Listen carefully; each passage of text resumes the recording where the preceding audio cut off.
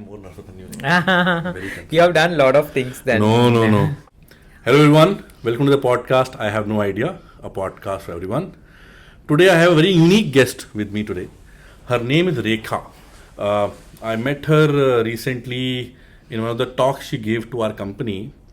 I was so intrigued by her journey that I thought, why not share that with all of us? So that's where this episode comes in. Rekha, welcome to the show. Thank you, HD. So for our audience, Rekha, who is Rekha? How do you identify yourself? Who is this individual sitting across the table in front of you? Yeah, actually, Rekha is very powerful and a powerful trans woman. Okay. And broken all the obstacles and born newly now. Okay. And facing the a world which has a lot of challenges, which I am doing it currently, and also a founder of a foundation called Sevehi. Wow.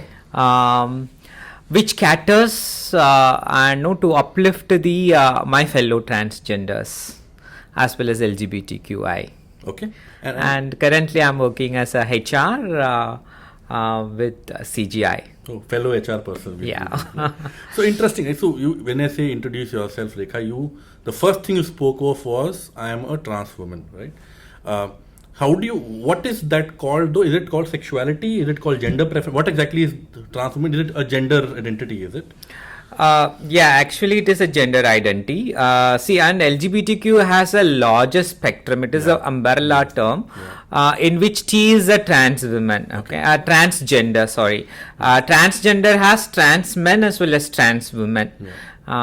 So in that, it is a sexual but why did orientation. You say that as your first identity? What I'm trying to get toward is when somebody looks at you, when somebody talks to you, maybe is that the most obvious thing? Is that the world has told you that Rekha is a trans woman is a starting point and everything else comes? You could have told I'm an HR person as a starting point, right? Your trans woman came first. Is that a choice you made or world told you no, this is your identity? Actually that is a choice which I want to be very proud to say that I'm a trans woman. Okay. Because people perspective is entirely different. The society perspective is entirely different on us. Yeah. So I'm here to change that. Wow. I want to change that. Okay. Maybe let's take a step back. You said trans woman. I'm aware of what that is, largely because of what you explained essentially that day as well. But it'll be good for maybe take a step back. What exactly is a trans woman in a simplistic language? What everybody is hearing us should be able to understand. Yeah. Because there are a lot of notions around things, right? Maybe just clarify what exactly is this. Yeah, I don't want to say the exact definition of what the Google says. Sure. Actually, a boy born with male identity and feels like a woman inside and change himself as a woman. Okay. When it says feels like a boy, I'm assuming biologically a boy, and then later because of the hormonal changes and other factors feels like a girl inside and laterally he transforms himself into a woman. Similarly, born as a girl, sure. Feels like a boy and then laterally transforms as a boy. Where do you get this courage from, Rekha? Because whatever you're saying, right, it is nerve-wracking. Right? If I'm not sure how many people, I'm pretty sure you would know, right? A lot of people who might be identifying to a different gender than what they are born with, maybe don't have the courage, or maybe the world is designed in a way that they're not coming out. What made you even talk about it so openly or in a podcast? Yeah. Actually, everybody used to say this. Even my HR head, my previous company HR head was saying Rekha, you have a lot of courage to overcome all this and to the world, you are saying trans woman is entirely very difficult. Oh, for sure. Yeah. Though because I did my transition, that is SRS, sex reassignment surgery, very late. During my 30s only I did my this. All these 30 years it was like imbalance. My life was imbalance. Imagine, because I come from down south of Tamil Nadu, Madurai. Okay, in that city, you imagine like not like a Chennai cities. Okay, right? And I'm talking in 1990s. Okay, like it was very difficult for me because there was no knowledge about this term called a transgender or Tirunangai in those cities, right? Because the name Tirunangai and transgender Tirunangai came here recently after Kalangar has given this name to us. Okay. Before that it was a different name where they used to tease us. Demeaning. Yeah. Okay. Yeah. There are lot of words like they call it with a number and all that. It was insulting to the entire community itself. So I born from that place, and due to family pressure and other things, I wasn't able to explore much. Then in 2000, after my graduation, all the similar, like whatever the transgenders have undergone, the bullying, everything I also have gone through. Okay. During my school days. When did you realize that you are different from the quintessential normal? I don't want to say you're not, obviously you're normal as well, but the societal definition of what normal looks like. When did you realize this is not me? See, actually, when I was studying fourth standard, okay. So I have similar like other my fellow colleague, my friends, I was also playing all those things, but no, like I was more attracted towards whatever the girls are doing it. Okay, even my the way of walking was entirely different. That's what like people identify me as a different thing. And also I like the games which girls play. Okay. So like my mom wants me to put into a karate class because so that my behavior will get changed towards manly, masculine kind of a thing. I think in 5th standard. But I was very much interested on dance, classical dance. So this is what then that made me feel like, okay, I'm different from others. I'm not like other boys. I'm something different. Okay. Maybe like in 5th standard, I would able to identify myself like I'm a girl. I'm not a boy. Okay. But I'm assuming 5th standard, you may not have realized or even known this term is called transformation. Yeah, right? Definitely. So you're different for sure. And then your parents obviously notice something and they're trying to push you towards what their definition of normal looks like. When did you actually realize, hey, I am quote unquote a trans woman now? You might have changed it acted on it much later, but maybe your teenager year, did you realize something? I've realized because even during my 10th standard, 12th standard, I'm also not aware much of like transition, like a transgender called a term, because I felt this is some kind of a disease to me. Okay.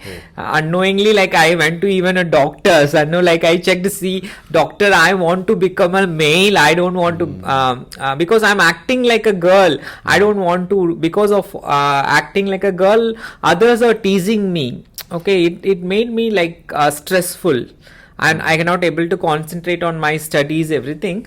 So I went, because I thought unknowingly I thought it is a disease, and I went to a doctor. What does acting like a girl mean, though, since you use that term? What does it mean? What do you mean by acting like a girl? Acting, I should not say like an acting, because like my inner feeling was like I was a girlish, because I like to wear my sister's clothes. Okay, clothing. And I likes to do a nail polishing myself. I know, like every time I like to do a dance like a girl.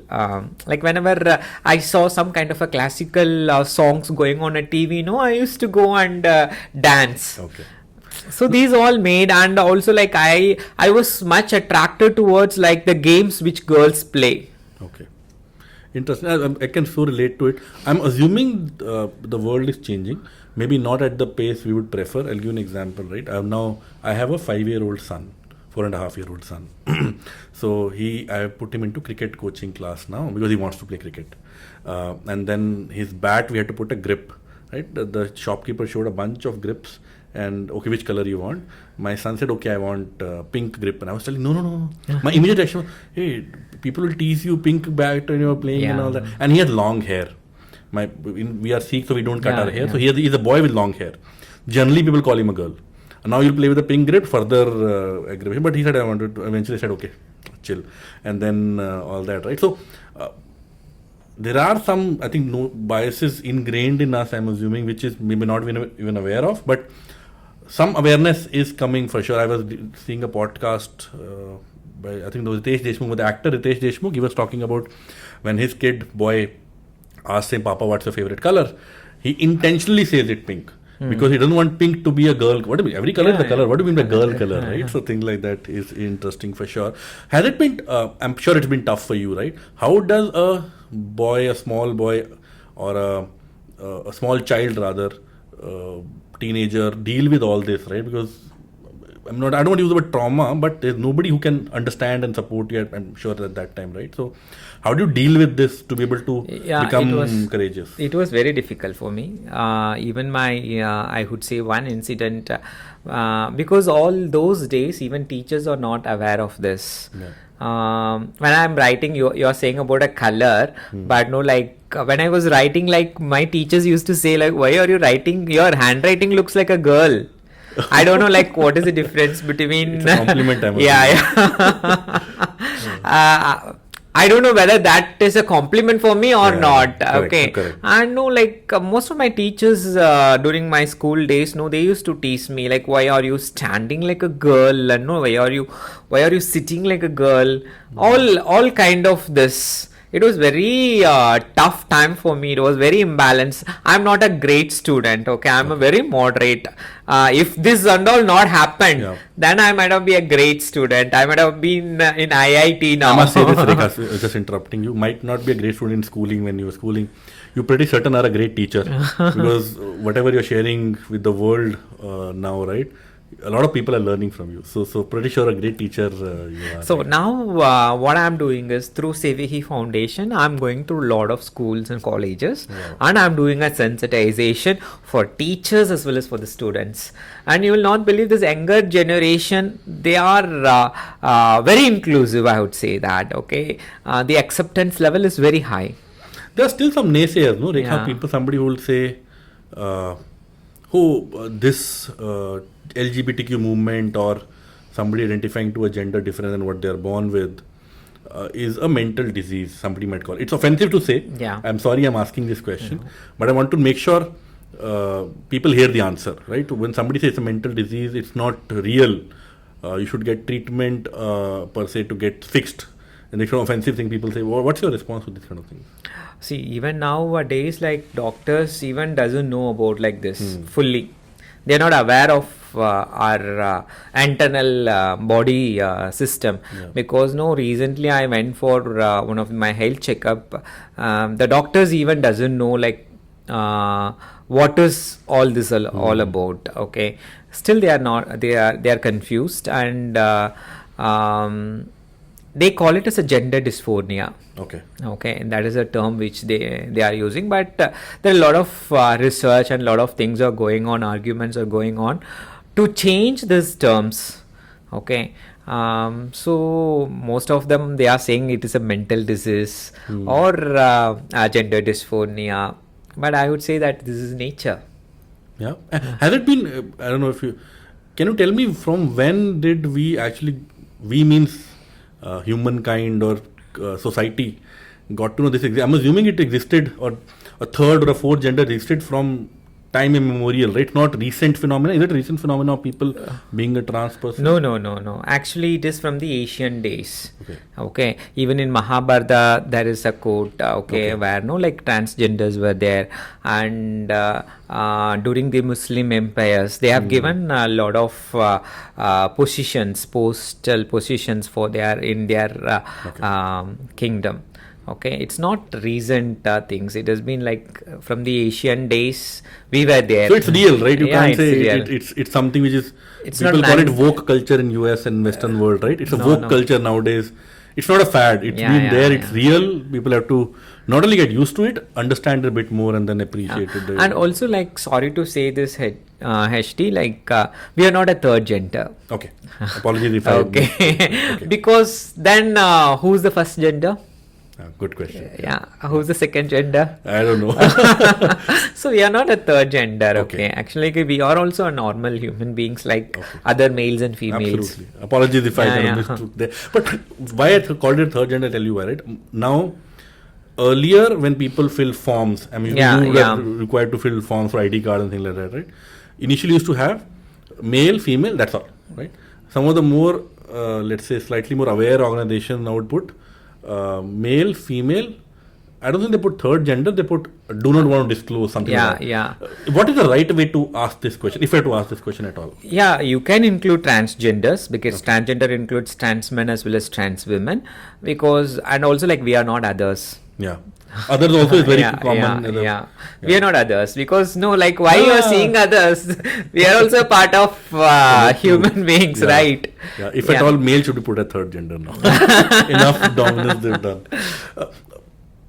I think one of the more human aspect around this, in my assumption, would be, Rekha, that there is a sense of shame at least attached to it initially, right? Why would people not talk about it? Why would people around you not talk about it, want to hide it? I'm sure family around you would have tried to hide it as well. There's a sense of shame attached to it. Have you seen that, of maybe shame within you as an individual, or people around you, your family, feeling ashamed of something which is very normal and human? And then how is the transition been, the change from shame to being out in the open, openly talking about it? Even my own family, they didn't accept me initially, but now they have accepted me. Still, my family members, my relatives, they don't know. Only my mom, dad, and my brothers know. Brothers and sisters know. Even my sister's family, they doesn't know about like my transition. But you're out in the open, right? People will know. Yeah, but I'm open. But no, like even my family, my mom and dad wants to hide. Okay. Whenever my relatives come to my house, so I'll not be there. I'll not come to home. Okay, so this is what, because they feel and they come from, I'll not blame them also, because they come from that village side. They feel that this is the same for them. Okay. Because their son has become a transgender, they feel that it is the same for them. Do you feel, or do you used to feel shame about this as well? No. Never in your childhood? No. But initially I thought, okay, it is kind of a disease. When I was studying, I told you about like 5th standard, 4th standard, I thought, okay, this is, then later I came to know that, okay, this is, no, after once I got matured and I did a lot of research on this, why I'm behaving like this. And no, like once that is done, and after seeing fellow my transgender, I came to Chennai in 2003. Okay, at that time, like after seeing the fellow transgenders, I came to know that, okay, there is a separate world here. Okay, like then I learned the culture and I learned their kind of behaviors and inside like who I am. Then I thought, okay, this is my real life. Okay. Are there groups or organizations, when you said you came to Chennai, you saw other transgenders? Where do you find them? What kind of groups are these? Actually, transgenders live in Jamaat system. Actually, Jamaat is nothing but it is a group of people where there will be one leader, and leader will. It is an unorganized kind of a group. Okay. So where because like most of the transgenders, I would say like 99% of these transgenders, they come out from their family because of non-acceptance, right? Okay. So they need kind of relationships like mom and because most of these transgenders, they discontinue their educations and they'll be coming here to Chennai or Mumbai, the main places.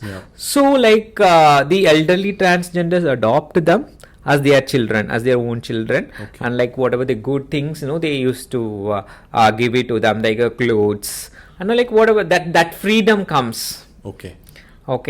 But here, like what I would say that is in ancient days, like not in ancient days, that the days before, like 25 years before or 30 years before, most of the transgenders, they are not educated, right? Okay. So only the job they were doing was like begging and sex work. Like this is what they know. Okay, so the elderly transgenders taught them the same kind of work what they were doing it. But nothing else is available to them, right? And there was no job opportunity for them. Not, And there were no rights for their education also. Has it changed though now? Are other, I'm sure you see, you yourself are a corporate professional now, right? Is that common? Are job opportunities or work opportunities or even education opportunities available for trans people quite openly? Is that common? Yeah, now it is after all these fights. That's what for each and everything we have to fight and get that. Okay. Right. Even for changing my name, it was very difficult for me even, like to change the name, to get the Aadhaar card, PAN card, everything was very difficult. We were facing a lot of challenges. And the government officials now, after all the sensitizations, now it is like it's going on a smooth, normal. Why will it take time? Because these Aadhaar or PAN are very seamless processes. If you are either a male or a female, I'm assuming, right? Yeah, because the gender, you'd pick something else. That's why it's an issue, or what exactly? No, because they need lot of documentation. Okay. So we have to show the doctor certificate. Like the name change gazette, we have to do it. And for name change gazette, like again, like our 10th standard, 12th standard mark sheets will not be and the doctors has to say that this person is a gender dysphoria, he or she has done a sex reassignment surgery. Without sex reassignment surgery, the doctors will not give the certificates, and it will be very difficult. It is not only like because there are a lot of transgenders without a surgery also, they have changed their names. That again, it is again a fight. They have to go and do a lot of a fight, get the ID card from the government. It was not normal. Oh, absolutely. If you are doing 3 steps, then we have to do 10 steps to get that. So somebody who identifies a different gender, I'm just trying to ask this question from a knowledge standpoint, so that our viewers can maybe get help as well. If I am somebody who identifies as a different gender and I don't want to do the surgery per se, I just want to live my life the way I am born, but obviously be out in the open, then I can't get the ID card, the Aadhaar, the passport, and that's what. Then you have to go and do a counseling, and the psychologist has to give that you are gender dysphoria. Somebody has to validate. Validate and give the certificate. Then you can go and there is organizations which you have to go and approach them, and they will get you the transgender card, which the Tamil Nadu government gives a card called a transgender card. And then from that card you have to go and do the gazette change. What made you wait till 30 years of age to take a step of completely changing the way world looks at you? See, actually, due to my family pressure, because I have one elder brother and one younger sister, and I was the entire breadwinner for my family. Elder brother was not with us for a few days, he went off. So I have to take care of my family. So I came here in 2003 after my graduation, because my ambition was to do MBA in HR. HR was my passion during my second year of graduation itself.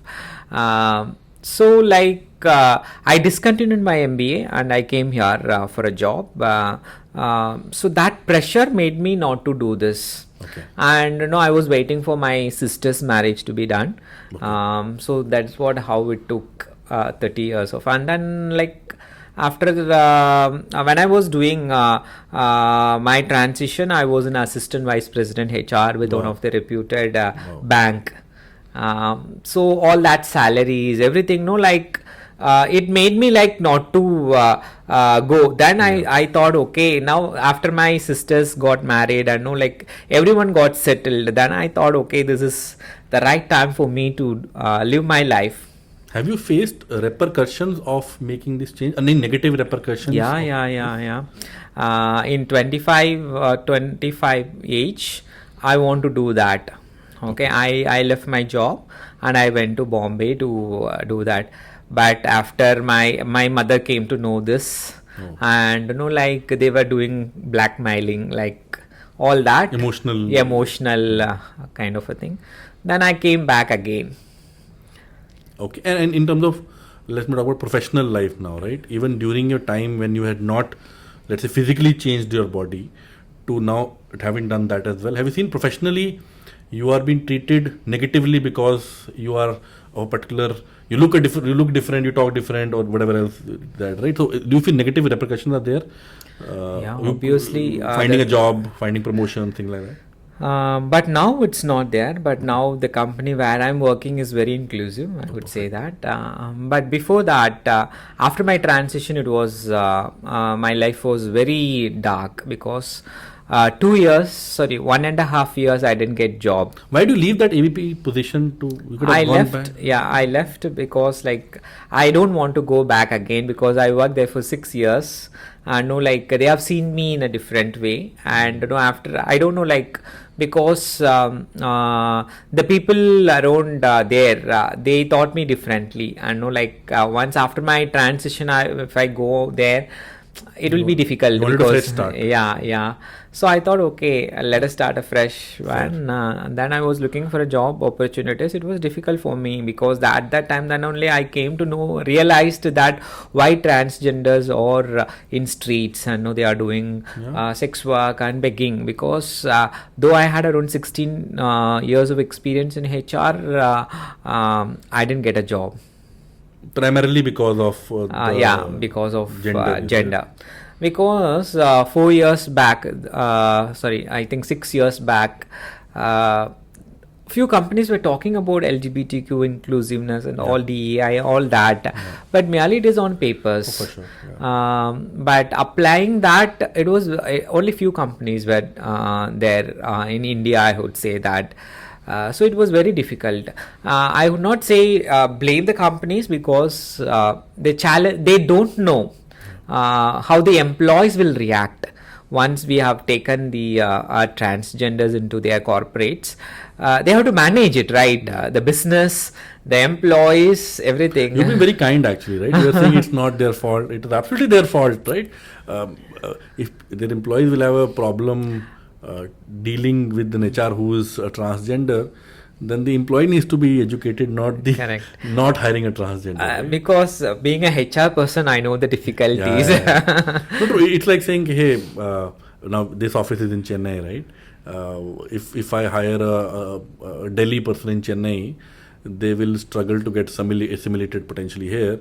Does that mean I stop hiring people from Delhi? Absolutely not. I will hire people from Delhi as well. I'll make sure I create, or at least the attempt should be to make sure the environment is comfortable for them as well, right?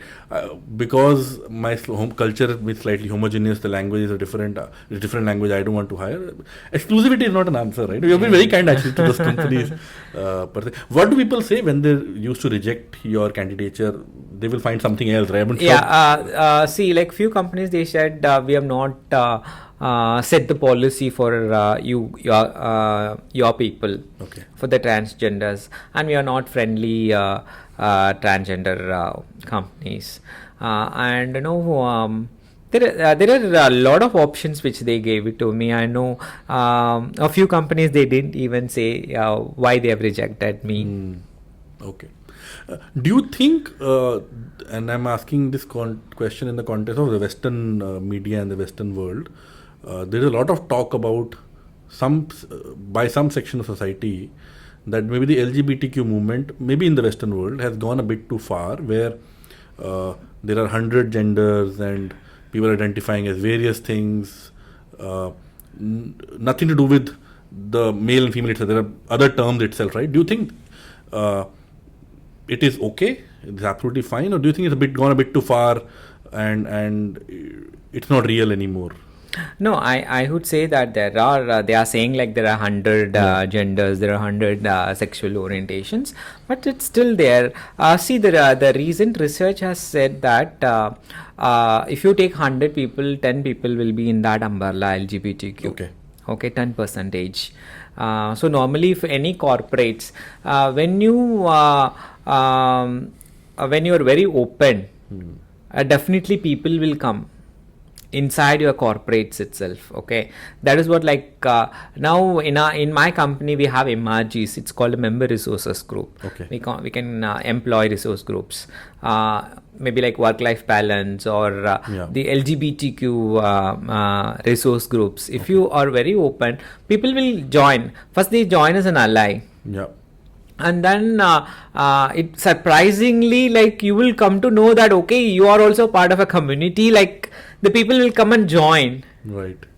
No, for sure. People know there are other people like themselves. The tendency to be open about it is obviously higher, per se. Nice. So, talk to me about family, Rekha. Not about family in terms of your parents and your siblings, but what are I don't know this at all, and you have to help educate me here. People like who identify with either a male or a female. Most people of that nature would want to get married, have kids, and things like that. How would a trans person think about these things?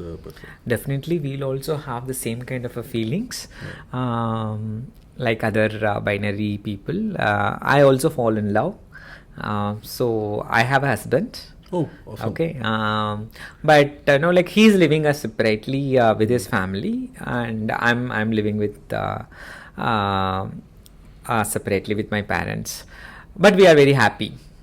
Okay, but there are a few other transgenders where they get married and they live together. Okay, they all also have the same kind of a feelings like others.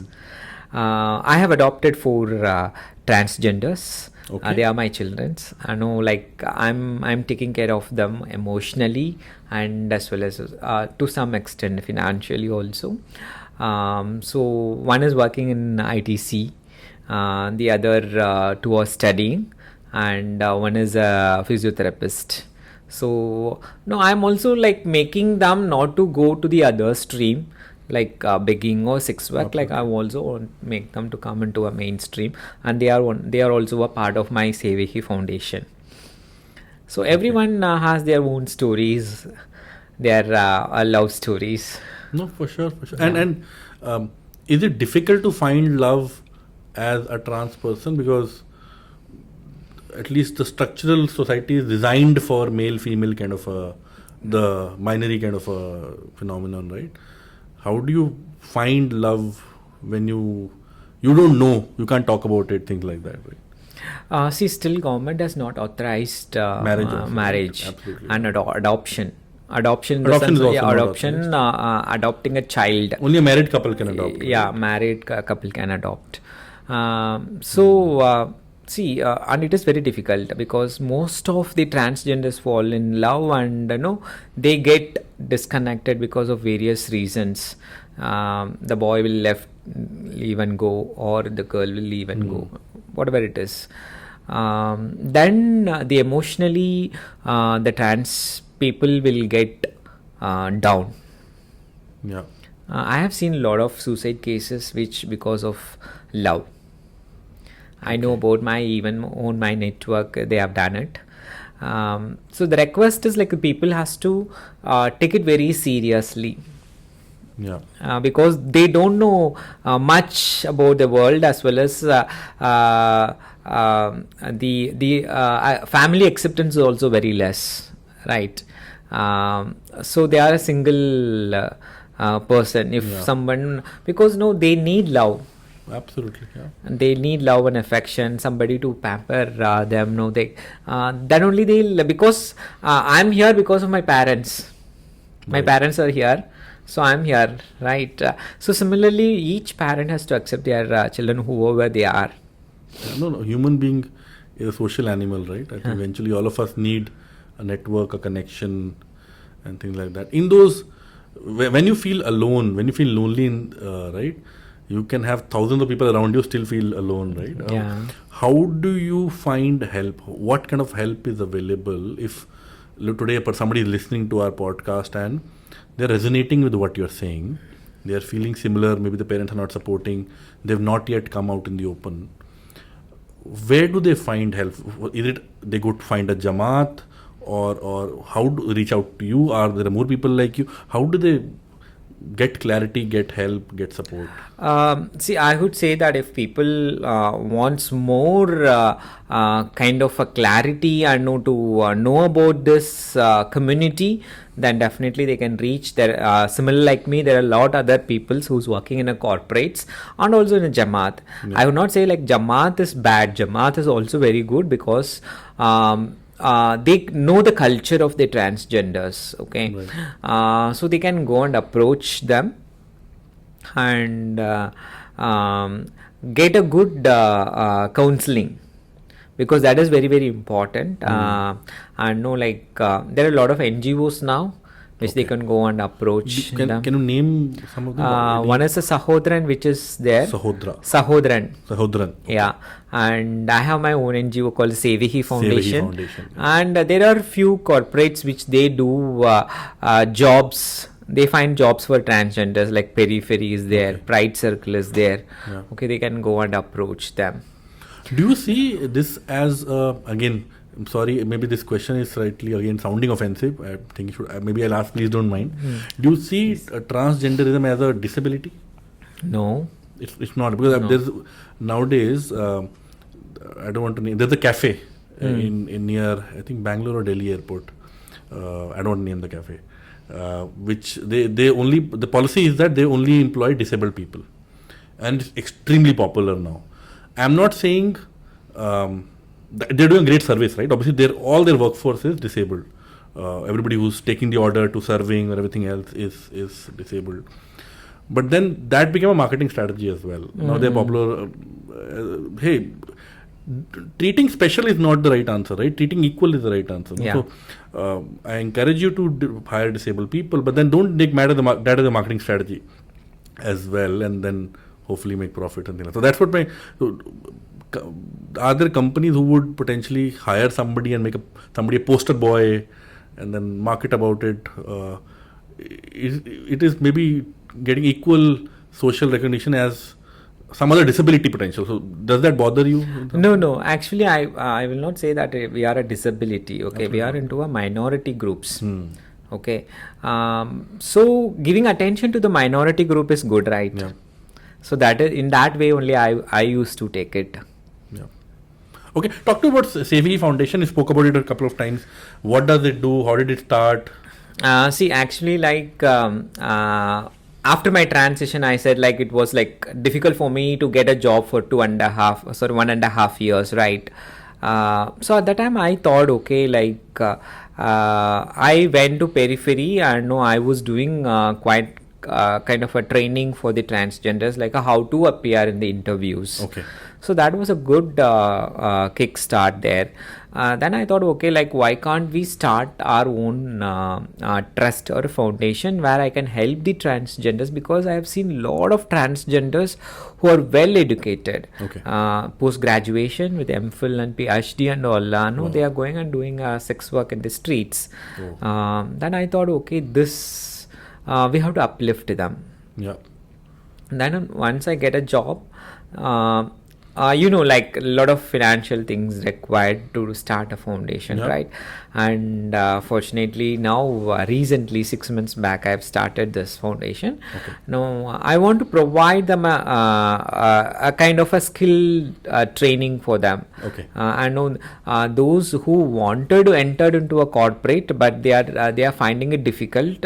So I'm uplifting those transgenders, and also I'm guiding them on the right path of an education also, like what to study, like after their schoolings, which college to choose, where which college is very inclusive on terms of a transgender friendly, all that I'm giving a guidance, as well as on the health perspective, like because they are taking a lot of hormones, like physically they do a lot of transitions, right? Like so we suggest hospitals and doctors according to their physical nature. Why do people transition, Rekha? If somebody, for example, I'm asking a very uneducated question because I'm not fully aware. If I am maybe in my body or my mind, I feel like a girl and I dress up like a girl and I live like a girl, what is the transition requirement beyond that? What makes people See, transition? my mind says that and I'm a girl. Yeah. Okay, but I have a mustache, I have a beard, everything. That is uneasy for me.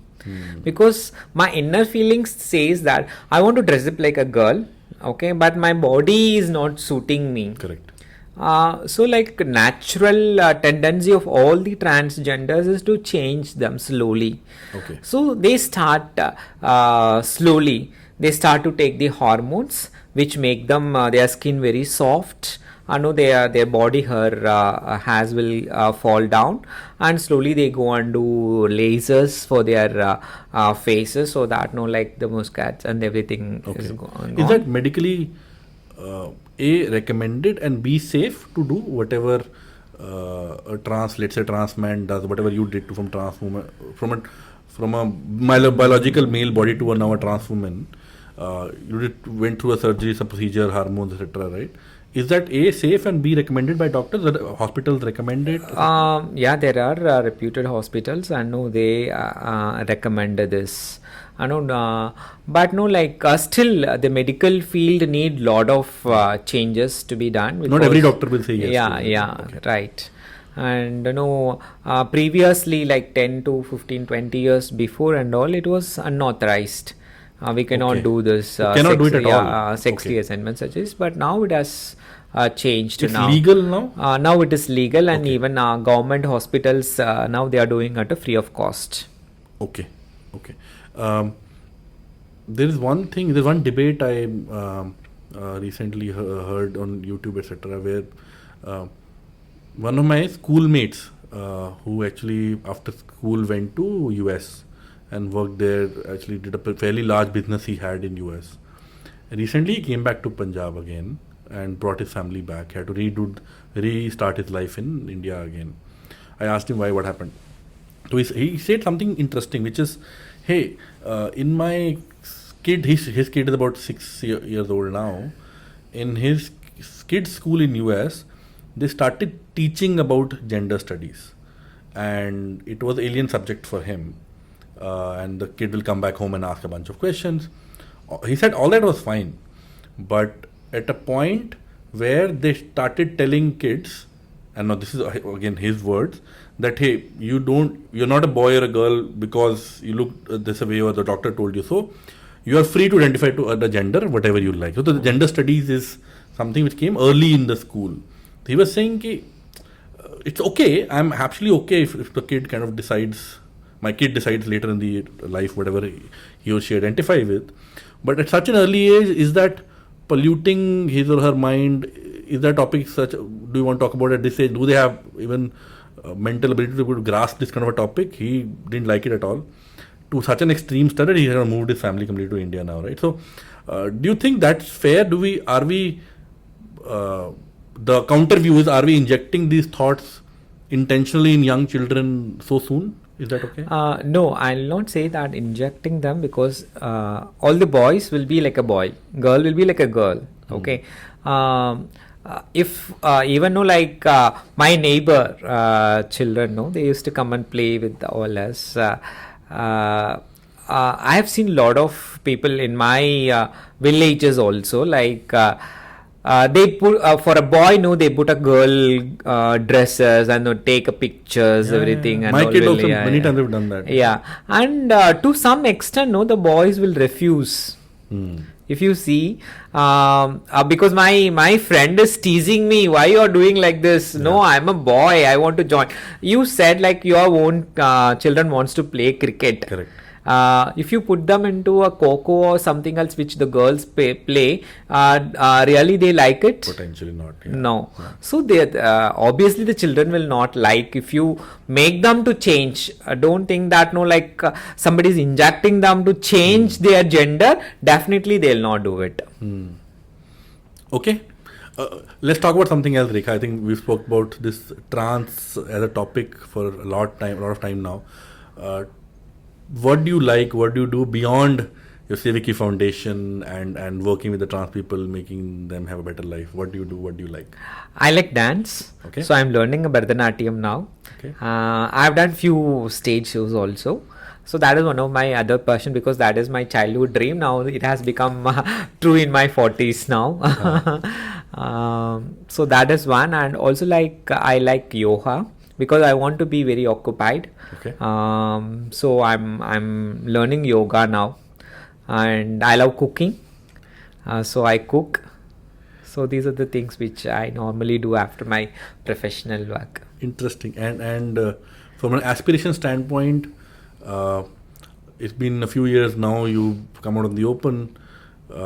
It's a very HR question. Where do you see yourself in the next 5-10 years? What do you aspire to now in 10 years down the line? See, like,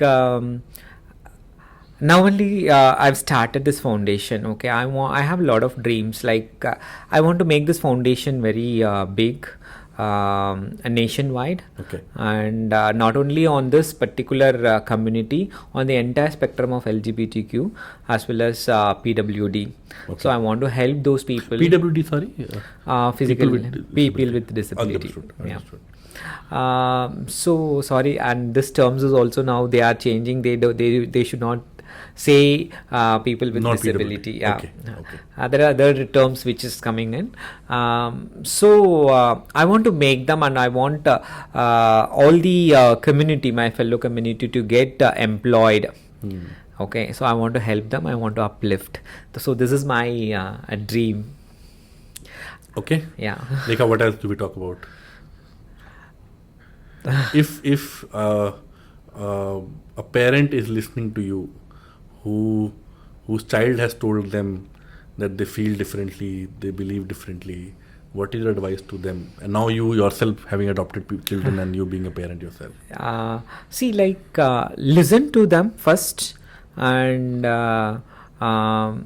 definitely they if you are there with them, whoever it is, your child is male or female or a transgender or apart from that, like from the LGBTQ spectrum, if you are always there with them, then definitely they will achieve. In my own case, my parents are with me now, so I'm here with 20 years of experience and in the HR field, with a reputed MNC company with a good position. So I have achieved a lot of things in my life because of my family members are with me.